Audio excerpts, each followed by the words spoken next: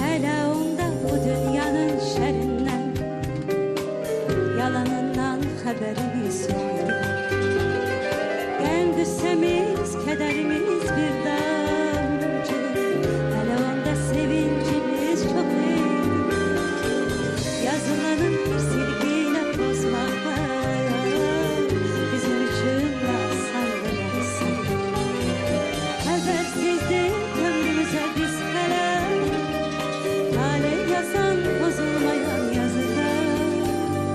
Dünya hele bizim için ağırdı, bin arzuyla ışıldı yanırdı.